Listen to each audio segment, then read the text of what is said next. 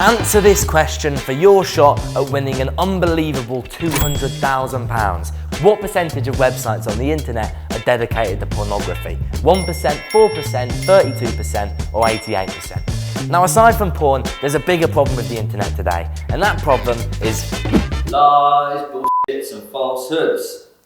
Thanks, mate. Yes, the petri dish of social media has propelled conspiracy theories, fake news and quilting blogs to unassailable heights. But where did it all begin? What are the murky secrets behind your favourite websites? And when should we start waterboarding Mark Zuckerberg?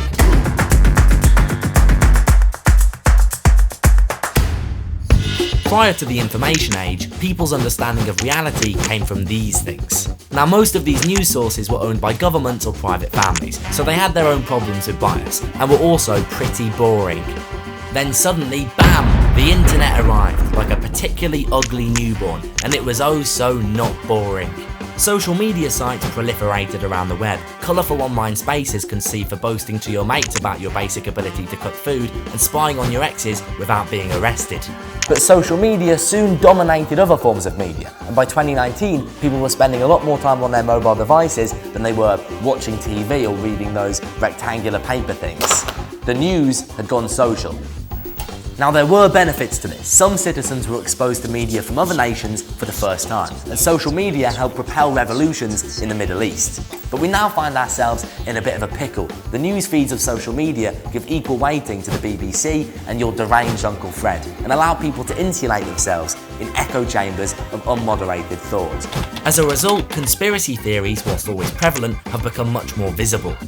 And now they're undermining trust in government vaccine distribution at a crucial time, with a quarter of all Americans believing that the pandemic was probably planned. Similarly, while sensationalism has always been a journalistic issue, the vast size and profitability of social media incentivizes online news outlets to be not just the first to break a story, but the ones breaking it in the most absurd, outrageous, and often deceptive way.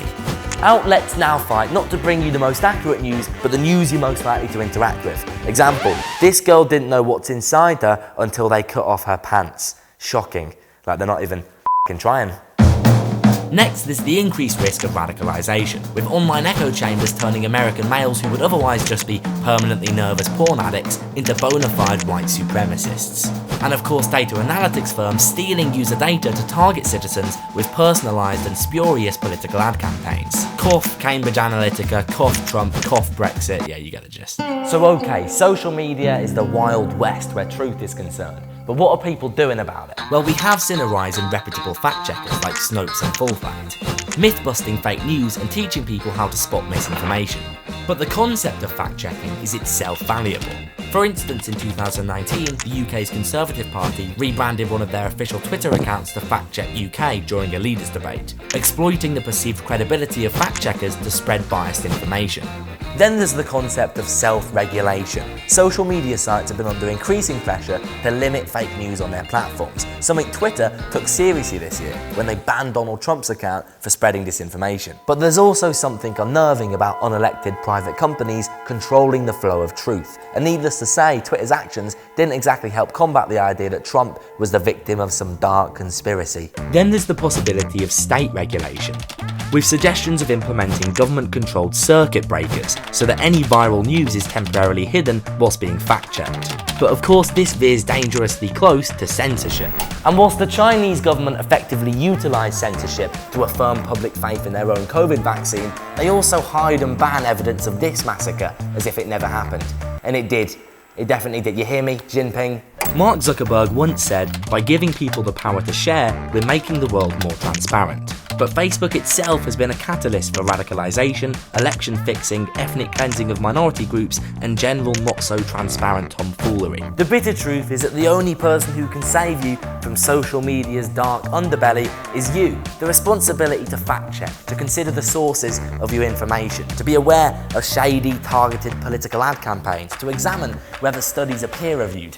It's all on you, bud. As it stands, you shouldn't believe anything you read on the internet without examining it properly. In fact, you shouldn't even believe me. Here at Ministry of, we try our best to fact check and research carefully, but our videos also include my own personal opinions and biases. And you should bear in mind, I'm a man who recently fell in a lake. Oh, and that £200,000 giveaway, that was a lie. Yeah, I lied to prove a point. You think I had £200,000? I'm 700 quid into my overdraft. 4% of the internet is porn. The rest is most